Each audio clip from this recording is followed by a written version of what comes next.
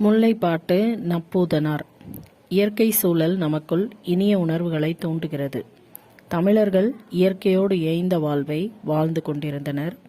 மழைக்காலத்தில் அவர்கள் வாழ்வை எதிர்கொள்கிற இயல்பு இலக்கியத்தில் பதிவு செய்யப்பட்டிருக்கிறது. மழையின் சீற்றம் இயல்பு வாழ்வில் ஏற்படுத்தும் மாற்றங்களை சங்க இலக்கியம் படம் பிடித்து காட்டுகிறது. இந்த பாடல்ல நல்லோர் விருச்சி கேட்டல் என்ற தலைப்புல பாடல் கொடுத்திருக்காங்க. நனந்தலை உலகம் வளையி நேமியோடு வளம்புரி பொறித்த மாதாங்கு தடக்கை நீர் செல நிமிர்ந்த மா அல் போல பாடு இமில் பனிக்கடல் பருகி வளன் ஏற்பு கோடு கொண்டு எழுந்த கொடுஞ்செலவு எழிலி பெரும் பெயல் பொழிந்த சிறு பொன் மாலை அருங்கடி மூதூர் மருங்கில் போகி யாழ் இசை இன வண்டு ஆர்ப்ப நெல்லொடு நாளி கொண்ட நறுவி முல்லை. இந்த பாடலுக்கான பொருள்: அகன்ற உலகத்தை வளைத்து பெருமழையானது பொழிகிறது. வலம்புரி சங்கு பொறித்த கைகளை உடைய திருமால் குறுகிய வடிவம் கொண்டு மாவலி மன்னன் நீர் வார்த்து தரும் பொழுது மண்ணுக்கும் விண்ணுக்குமாக பேருருவம் எடுத்து உயர்ந்து நிற்பது போல மலைமேகம் இருக்கு. அந்த மலை மேகம் ஒலிக்கும் கடலின் குளிர் நீரை பருகி பெரிய தோற்றம் கொண்டு வளமாய் எழுந்து மலையை சூழ்ந்து விரைந்த வேகத்தோட பெருமழையை பொழிகிறது. துன்பத்தை செய்கின்ற அந்த மாலை பொழுதுல முதிய பெண்கள் எல்லாரும் மிகுந்த காவலை உடைய ஒரு ஊர் பக்கம் சென்றனர்.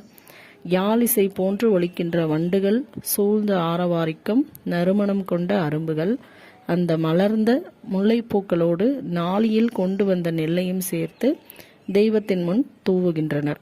பிறகு தெய்வத்தை தொழுது தலைவிக்காக நற்சொல் கேட்டு நிற்கின்றனர்.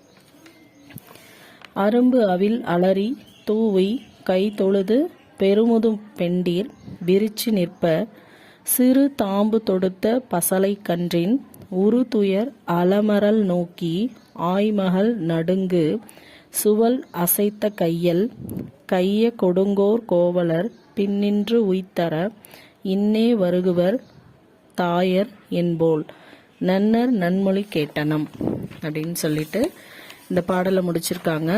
இந்த பகுதிக்கான விளக்கம் என்ன அப்படின்னா, ஒரு சிறு தாம்பு கயிற்றுல கட்டப்பட்டிருந்த இளங்கன்று பசியால வாடிக்கொண்டிருக்கு.